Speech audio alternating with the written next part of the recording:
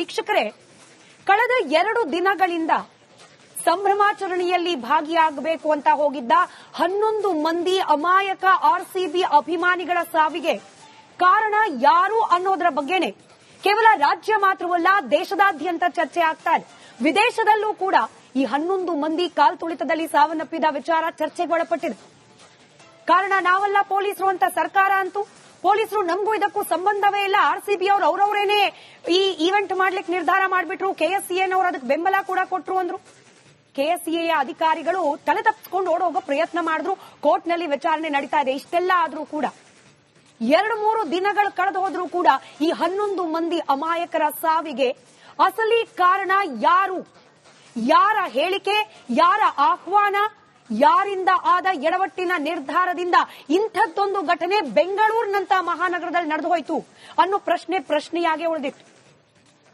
ಸರ್ಕಾರ, ಅದರಲ್ಲೂ ಬಹಳ ಮುಖ್ಯವಾಗಿ ಮುಖ್ಯಮಂತ್ರಿಗಳು, ಉಪಮುಖ್ಯಮಂತ್ರಿಗಳು, ನಮಗೂ ಈ ಕಾಲ್ತುಳಿತಕ್ಕೂ ಸಂಬಂಧವೇ ಇಲ್ಲ, ಸರ್ಕಾರದ ಡಿಸಿಷನ್ ಇದಲ್ವೇ ಅಲ್ಲ, ಸರ್ಕಾರ ಕೇವಲ ವಿಧಾನಸೌಧದ ಮುಂಭಾಗದಲ್ಲಿ ಮಾತ್ರ ಕಾರ್ಯಕ್ರಮ ಮಾಡಿತ್ತು, ಅದು ಕೂಡ ಸಾರ್ವಜನಿಕರಿಗಲ್ಲ, ಸರ್ಕಾರದ ಕಡೆಯಿಂದ ಆಟಗಾರರಿಗೆ ಸನ್ಮಾನಿಸುವ ಒಂದು ಕಾರ್ಯಕ್ರಮ ಅಷ್ಟೇ. ಇಷ್ಟೇ ಅಲ್ವಾ ಕ್ಲಿಯರ್ ಕಟ್ ಸ್ಟೇಟ್ಮೆಂಟ್ ಇದ್ದಿದ್ದು. ಆದ್ರೆ ಬಹಳ ಸೂಕ್ಷ್ಮವಾಗಿ ಈ ವಿಚಾರವನ್ನ ಕೇಳಿಸ್ಕೊಳ್ಳಿ. ಆದರೆ ನಮಗೆ, ನಿಮಗೆ ಬಹಳ ಪ್ರಮುಖವಾಗಿ 11 ಮಂದಿ ಅಮಾಯಕರು ಬಲಿಯಾಗಿ ಹೋದ್ರಲ್ಲ, ಆ ಕುಟುಂಬಸ್ಥರಿಗೆ, ಕಣ್ಣೀರಲ್ಲಿ ಪ್ರತಿನಿತ್ಯ ಕೈ ತೊಳಿತಾ ಇರುವ ಕುಟುಂಬಸ್ಥರಿಗೆ ನಮ್ಮ ಮುಖ್ಯಮಂತ್ರಿಗಳು, ಉಪಮುಖ್ಯಮಂತ್ರಿಗಳು ಹಸಿ ಸುಳ್ಳು ಹೇಳಿದ್ದಾರೆ ಅನ್ನೋದನ್ನ ಇವತ್ತು ರಿಪಬ್ಲಿಕ್ ಮೀಡಿಯಾ ನೆಟ್ವರ್ಕ್ ಎಕ್ಸ್ಪೋಸೆ ಮಾಡ್ತಾ ಇದೆ.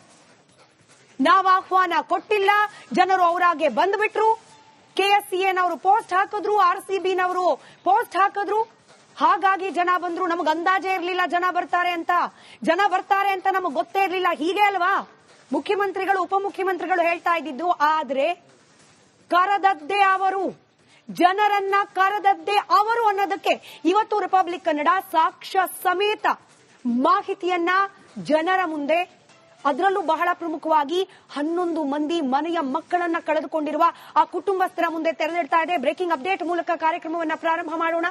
ಜನರನ್ನ ಕರೆದದ್ದು ಆರ್ಸಿಬಿ, ನಾವಲ್ಲ ಕರೆದಿತ್ತು, ಸರ್ಕಾರ ಅಲ್ಲ. ಆರ್ಸಿಬಿನವರು ಸೋಷಿಯಲ್ ಮೀಡಿಯಾದಲ್ಲಿ ಪೋಸ್ಟ್ ಹಾಕಿದ್ರು, ಜನ ಗುಂಪಾಗಿ ಬಂದ್ಬಿಟ್ರು, ಹೀಗೆ ಹೇಳಿತ್ತು ಸರ್ಕಾರ. ಆದ್ರೆ ಜನರನ್ನ ಬನ್ನಿ ಅಂತ ಆಹ್ವಾನ ಕೊಟ್ಟಿದ್ದೇ ಸಿಎಂ, ಡಿಸಿಎಂ. ಜನರನ್ನ ಕರೆದದ್ದೇ ಮುಖ್ಯಮಂತ್ರಿಗಳು, ಉಪಮುಖ್ಯಮಂತ್ರಿಗಳು. ಆರ್ಸಿಬಿ ವಿಜಯೋತ್ಸವಕ್ಕೆ ಕರೆ ನೀಡಿದ್ದೇ ಡಿಸಿಎಂ ಡಿಕೆ ಶಿವಕುಮಾರ್ ಅವರು. ಯಾಕೆ ಹೀಗೆ ಹೇಳ್ತಿದ್ದೀವಿ, ಯಾಕಿಷ್ಟು ಖಚಿತವಾಗಿ ಈ ರೀತಿಯಾಗಿ ನಾವು ಬ್ರೇಕಿಂಗ್ ಹಾಕ್ತಿದ್ದೀವಿ ಅಂದ್ರೆ, ವೀಕ್ಷಕರೇ, ಜೂನ್ 3ನೇ ತಾರೀಕು ಪಂದ್ಯ ನಡೆಯುತ್ತೆ. ರಾತ್ರಿ ಎಲ್ಲ ಜನ ಸಂಭ್ರಮಿಸ್ತಾರೆ. ಮರುದಿನ ಬೆಳಗ್ಗೆ ಮಾಧ್ಯಮಗಳ ಮುಂದೆ ಪ್ರತ್ಯಕ್ಷವಾಗುವ ನಮ್ಮ ರಾಜ್ಯದ ಉಪಮುಖ್ಯಮಂತ್ರಿಗಳಾದ ಡಿಕೆ ಶಿವಕುಮಾರ್ ಅವರು ಏರ್ಪೋರ್ಟ್ಗೆ ಬರ್ತಿದ್ದಾರೆ, ಆರ್ಸಿಬಿಯ ಪ್ಲೇಯರ್ಸ್.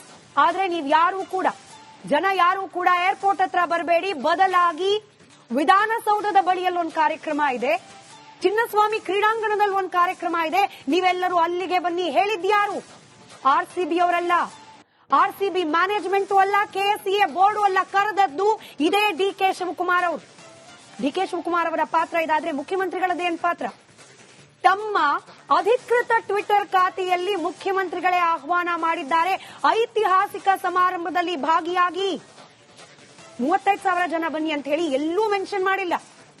ಚಿನ್ನಸ್ವಾಮಿ ಕ್ರೀಡಾಂಗಣದ ಕೆಪಾಸಿಟಿ ಇರೋದೇ 30,000, ಹಾಗಾಗಿ 30,000 ಜನ ಬನ್ನಿ ಅಂತ ಹೇಳಿ ಮುಖ್ಯಮಂತ್ರಿಗಳ ಕರೆದಿಲ್ಲ. ಬದಲಾಗಿ ನಾಡಿನ ಸಮಸ್ತ ಜನರಿಗೆ ಬಹಿರಂಗವಾಗಿ ಆಹ್ವಾನ ಕೊಟ್ಟಿದ್ದಾರೆ ಮುಖ್ಯಮಂತ್ರಿಗಳು.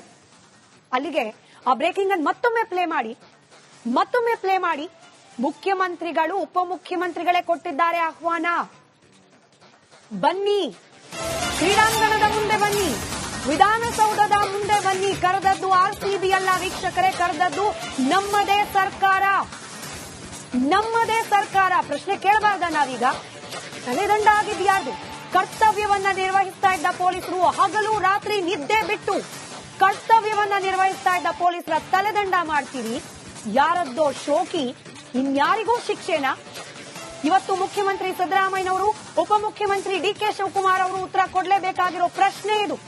ಯಾರದ್ದೋ ಶೋಕಿ ಇನ್ಯಾರಿಗೋ ಶಿಕ್ಷೆನಾ? ಭದ್ರತಾ ವೈಫಲ್ಯ ಅನ್ನೋ ಕಾರಣ ಕೊಟ್ಟು ಪೊಲೀಸರನ್ನ ಅಮಾನತು ಮಾಡಿದ್ರಲ್ಲ, ಉಪಮುಖ್ಯಮಂತ್ರಿಗಳಾದ ಡಿಕೆ ಶಿವಕುಮಾರ್ ಅವರು, ಮುಖ್ಯಮಂತ್ರಿಗಳಾದ ಸಿದ್ದರಾಮಯ್ಯನವರು. ಹಾಗಾದ್ರೆ ನಿಮ್ಮ ವಿರುದ್ಧ ಕ್ರಮ ಯಾಕಿಲ್ಲ? ಈ ಪ್ರಶ್ನೆ ಕೇಳಲಿಕ್ಕೆ ಕಾರಣ, ಡಿಕೆ ಶಿವಕುಮಾರ್ ಅವರು 4ನೇ ತಾರೀಕು ಬೆಳಗ್ಗೆ ಜನರಿಗೆ ಕೊಟ್ಟ ಬಹಿರಂಗ ಆಹ್ವಾನ ಕೇಳಿಸ್ಕೊಳ್ಳಿ. ಡಿಕೆ ಶಿವಕುಮಾರ್ ಅವರ ಆಹ್ವಾನ ಯಾವ ರೀತಿ ಇತ್ತು ಕೇಳಿಸ್ಕೊಳ್ಳಿ.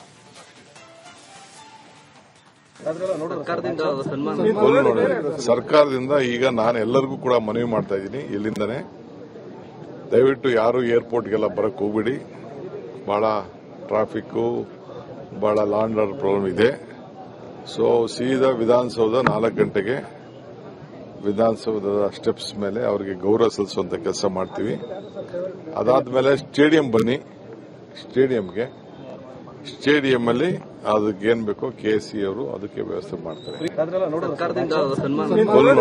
ಸರ್ಕಾರದಿಂದ ಈಗ ನಾನು ಎಲ್ಲರಿಗೂ ಕೂಡ ಮನವಿ ಮಾಡ್ತಾ ಇದ್ದೀನಿ, ಇಲ್ಲಿಂದನೇ ದಯವಿಟ್ಟು ಯಾರು ಏರ್ಪೋರ್ಟ್ಗೆಲ್ಲ ಬರಕ್ ಹೋಗ್ಬಿಡಿ.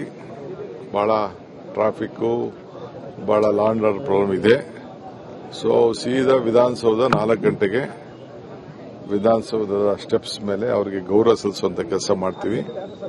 ಅದಾದ್ಮೇಲೆ ಸ್ಟೇಡಿಯಂ ಬನ್ನಿ, ಸ್ಟೇಡಿಯಂ ಅಲ್ಲಿ ಅದಕ್ಕೆ ಏನ್ ಬೇಕೋ ಕೆಎಸ್ಸಿ ಅವರು ಅದಕ್ಕೆ ವ್ಯವಸ್ಥೆ ಮಾಡ್ತಾರೆ. ಸರ್ಕಾರದಿಂದ ಒಂದ್ಸತಿ ನನ್ನ ಜೊತೆ ಗೆಸ್ಟ್ಗಳು ಕೂಡ ಇದ್ದಾರೆ, ಅತಿಥಿಗಳು ಜಾಯಿನ್ ಆಗಿದ್ದಾರೆ. ಬಟ್ ವೀಕ್ಷಕರಿಗೆ ಮತ್ತೆ ಅದನ್ನ ಗಮನಿಸಲೇಬೇಕಾದ ಸಂಗತಿ ಆಗಿರೋದ್ರಿಂದ ಮತ್ತೆ ಅದನ್ನ ಹೇಳಿ ನಂತರದಲ್ಲಿ ನಾನು ರಿಯಾಕ್ಷನ್ ತಗೊಳ್ತೀನಿ. ವೀಕ್ಷಕರೇ, ಡಿಕೆ ಶಿವಕುಮಾರ್ ಅವರ ಮಾತನ್ನ ನೀವು ಸೂಕ್ಷ್ಮವಾಗಿ ಗಮನಿಸಬೇಕು. ಸರ್ಕಾರದ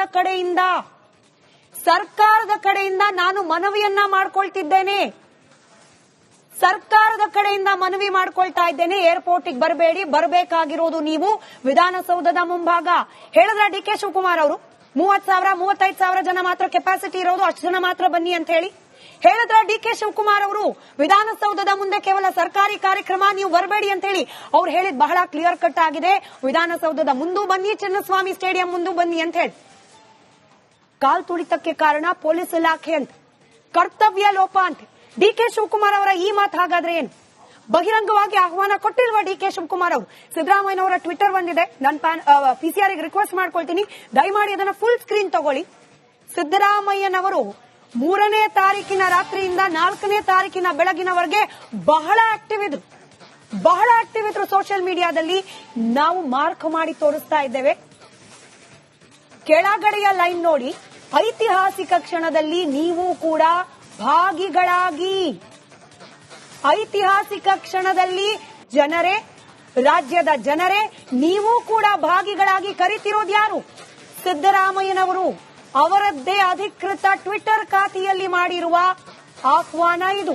4 ಗಂಟೆಗೆ ವಿಧಾನಸೌಧದ ಭವ್ಯ ಮೆಟ್ಟಿಲುಗಳ ಮೇಲೆ ಅಭಿಮಾನಿಗಳು ಈ ಒಂದು ಭವ್ಯವಾದ ಐತಿಹಾಸಿಕವಾದ ಕ್ಷಣವನ್ನ ನೀವು ಕಣ್ತುಂಬಿಕೊಳ್ಳಬೇಕು. ಆರ್ಸಿಬಿ ಪ್ಲೇಯರ್ಗಳನ್ನ ನಾವು ವಿಧಾನಸೌಧದ ಭವ್ಯ ಮೆಟ್ಟಿಲುಗಳ ಮೇಲೆ ಅಭಿನಂದಿಸ್ತೇವೆ, ಸನ್ಮಾನಿಸ್ತೇವೆ. ಈ ಐತಿಹಾಸಿಕ ಕ್ಷಣದಲ್ಲಿ ನೀವು ಭಾಗಿಯಾಗಿ. 35,000 ಜನ ಇಲ್ವಲ್ಲ ಅಲ್ಲಿ? ದೇವರಾಜ್ ಸರ್ ಕಾಣಿಸುತ್ತಾ ಅಲ್ಲಿ 35,000? ಕಾಣಿಸ್ತಿಲ್ಲ. ನೀವು ಬನ್ನಿ, ರಾಜ್ಯದ ಜನರು ಬನ್ನಿ. ಡಿಕೆ ಶಿವಕುಮಾರ್ ಅವರು 35,000 ಜನ ಮಾತ್ರ ಬನ್ನಿ ಅಂದ್ರ? ಅವ್ರಿಗೆ ಪಾಪ ಗೊತ್ತೇ ಆಗ್ಲಿಲ್ವಂತೆ ಇಷ್ಟು ಜನ ಸೇರ್ತಾರೆ ಅಂತ ಹೇಳಿ. ಡಿಕೆ ಶಿವಕುಮಾರ್ ಅವರಿಗೆ ಗೊತ್ತೇ ಆಗ್ಲಿಲ್ವಂತೆ ಇಷ್ಟು ಜನ ಸೇರ್ತಾರೆ ಅಂತ ಹೇಳಿ. ನಿಖಿಲ್ ಕುಮಾರಸ್ವಾಮಿ ಅವರು ಕೂಡ ಇದೇ ವಿಚಾರಕ್ಕೆ ಸಂಬಂಧಪಟ್ಟಂತೆ, ಸಿದ್ದರಾಮಯ್ಯನವರ ಈಗೇನ್ ಸ್ಕ್ರೀನ್ ಅಲ್ಲಿ ಗಮನಿಸ್ತಿದ್ದೀರಿ, ಇದೇ ಟ್ವೀಟ್ಗೆ ಸಂಬಂಧಪಟ್ಟಂತೆ ಪ್ರತಿಕ್ರಿಯೆ ನೀಡಿದ್ದಾರೆ. ಗಮನಿಸಿ ನೋಡಿ. ಇವತ್ತು ಸಿದ್ದರಾಮಯ್ಯನವರು ಒಂದು ಪಾಯಿಂಟ್ ಹೇಳ್ತಾರೆ, ಆರ್ಸಿಬಿ ತಂಡ, ಆರ್ಸಿಬಿ ಕಡೆಯಿಂದ ಮತ್ತೆ ಕೆಎಸ್ಸಿಎ ಕಡೆಯಿಂದ ಅವರು ಇಲ್ಲ, ನಾವು ಇಮಿಡಿಯೇಟ್ ಆಗಿ ಪೆರೇಡ್ ಅನ್ನ ಮಾಡಬೇಕು, ಪ್ಲೇಯರ್ಸ್ ಅನ್ನ ಕರ್ಕೊಂಡು ಇಡೀ ಬೆಂಗಳೂರು ನಗರದಲ್ಲಿ ಒಂದು ಪೆರೇಡ್ ಅನ್ನ, ವಿಕ್ಟರಿ ಪೆರೇಡ್ ಮಾಡಬೇಕು ಅಂತಕ್ಕಂಥದ್ರ ಬಗ್ಗೆ ಅವರು ಟ್ವೀಟ್ ಮಾಡಿದ್ರು ಅಂತಕ್ಕಂಥದ್ರ ಬಗ್ಗೆ ಚರ್ಚೆ ಮಾಡ್ತಾರೆ. ಆದ್ರೆ ಒಂದು ನನ್ನ ಮಾತನ್ನ ಕೇಳ್ತೇನೆ, ಇವತ್ತು ಆರ್ಸಿಬಿ ಇರ್ಬೋದು ಅಥವಾ ಕೆಎಸ್ಸಿಎ ಇರ್ಬೋದು, ಇವತ್ತು ಈ ಕಾನೂನಿನ ನೆಲದ ಅಡಿಗಿಂತ ದೊಡ್ಡವರು ಅವರು, ಸರ್ಕಾರಕ್ಕಿಂತ ದೊಡ್ಡವರು ಅವರು, ಕಾನೂನಿಗಿಂತ ದೊಡ್ಡವರು ಅವರು. ಇಲ್ಲಿ ನಾನು ಇವತ್ತು ಕೈನಲ್ಲಿ ಇಟ್ಕೊಂಡಿರ್ತಕ್ಕಂಥದ್ದು ಸಿದ್ದರಾಮಯ್ಯನವರ ಒಂದು ಟ್ವೀಟ್ ಏನಿದೆ, ಅವರೇ ಖುದ್ದಾಗೆ ಟ್ವೀಟ್ ಮೂಲಕ ಇವತ್ತು ಪ್ರತಿಯೊಬ್ಬರಿಗೂ ಕೂಡ ಆಹ್ವಾನಿಸಿದ್ದಾರೆ, ಪ್ರತಿಯೊಬ್ಬರಿಗೂ ಕೂಡ ಇನ್ವೈಟ್ ಅನ್ನ ಕೊಟ್ಟಿದ್ದಾರೆ, ಪ್ರತಿಯೊಬ್ಬರು ಬನ್ನಿ ಅಂತಕ್ಕಂಥದ್ದು ಹೇಳಿದ್ದಾರೆ. ಆದ್ರೆ ಒಂದು ಇಲ್ಲಿ ಕಮಿಷನರ್ ಅವರು ಏನು ಆರ್ಸಿಬಿ ಮತ್ತೆ ಇವ್ರಿಗೆ ಇವರು ಒಂದು ಪೆರೇಡ್ ಮಾಡಬೇಕು ಅಂತಕ್ಕಂಥದ್ದು ಹೇಳ್ತಾರೆ. ಅದರ ರೈಟಿಂಗ್ ಅಲ್ಲಿ ಏನ್ ಕಮಿಷನರ್ ಅವರು ಯಾವುದೇ ರೀತಿ ರೈಟಿಂಗ್ ಕೊಟ್ಟಿಲ್ಲ ಅವ್ರಿಗೆ. ನೋಡಿ, ಇವತ್ತು ಸಿದ್ದರಾಮಯ್ಯನವರು ಒಂದು ಪಾಯಿಂಟ್ ಹೇಳ್ತಾರೆ, ಆರ್ಸಿಬಿ ತಂಡ ಆರ್ಸಿಬಿ ಕಡೆಯಿಂದ ನಿನ್ನೆ 5 ಜನರ ಅಮಾನತು, ಇವತ್ತು ಒಬ್ಬರನ್ನ ವರ್ಗಾವಣೆ. ಪೊಲೀಸ್ ಇಲಾಖೆ ಮೇಲೆ ಸರ್ಕಾರ ಚಾಟಿ ಬೀಸ್ತಾ ಇದೆ. ಪ್ರಶ್ನೆ ಕೇಳಬಾರ್ದಾ ನಾವು? ನೀವು ತಪ್ಪು ಮಾಡಿಲ್ವಾ? ಕರೆದಿಲ್ವಾ ಜನರನ್ನ? ನೀವು ಕರೆಯೋದು ಪೊಲೀಸ್ನವರಲ್ಲಿ ಹಗಲು ರಾತ್ರಿ ಕಷ್ಟಪಟ್ಟು ಕೆಲಸ ಮಾಡೋರು ಶಿಕ್ಷೆ ಅನುಭವಿಸೋದು. ಇದಾ ರಾಜ್ಯ ಸರ್ಕಾರದ ವರ್ತನೆ? ನಾವು ವೀಕ್ಷಕರೇ ನಿಮಗೆ ನೆನಪಿರಬಹುದು, ಯಾರೆಲ್ಲ ರಿಪಬ್ಲಿಕ್ ಕನ್ನಡದ ಆ ದಿನದ ಕಾಲ್ ತುಳಿತ ಆದ ದಿನದ ನಾನ್ ಸ್ಟಾಪ್ ಲೈವ್ ಕವರೇಜ್ ಅನ್ನ ಗಮನಿಸಿದ್ದೀರಿ. ನಿಮಗೆ ಗೊತ್ತಿದೆ, ರಿಪಬ್ಲಿಕ್ ಕನ್ನಡ ಡಿಕೆ ಶಿವಕುಮಾರ್ ಅವರ ಮೊದಲ ಪ್ರತಿಕ್ರಿಯೆ ಬಂದ ದಿನವೇ ಹೇಳಿತ್ತು, ಸರ್ಕಾರ ಬಹಳ ಜಾಣತನದಿಂದ ಇದನ್ನ ಆರ್ಸಿಬಿ ಮೇಲೆ ಕೆಎಸ್ಸಿಎ ಮೇಲೆ ಹಾಕಿ ತಮ್ಮದು ಯಾವುದೇ ರೀತಿ ತಪ್ಪಿಲ್ಲ, ಸರ್ಕಾರದ ಪಾತ್ರವೇ ಇಲ್ಲ ಅನ್ನೋ ರೀತಿಯಲ್ಲಿ ತಪ್ಪಿಸಿಕೊಳ್ಳೋ ಪ್ರಯತ್ನ ಮಾಡ್ತಿದ್ದಾರೆ ಅಂತ ಹೇಳಿ ಇವತ್ತು ಪ್ರೂವ್ ಆಗ್ತಾ ಇದೆ. ಮತ್ತೆ ಮತ್ತೆ ಆಹ್ವಾನ ಕೊಟ್ಟವರು ಇವರೇ. ಪೊಲೀಸ್ ಇಲಾಖೆ ಮೇಲೆ ಇದೀಗ ದಂಡಾಸ್ತ್ರ ಪ್ರಯೋಗ ಮಾಡ್ತಿರೋರು ಕೂಡ ಇವರೇ. ಕೇಳಬಾರದ ಪ್ರಶ್ನೆ,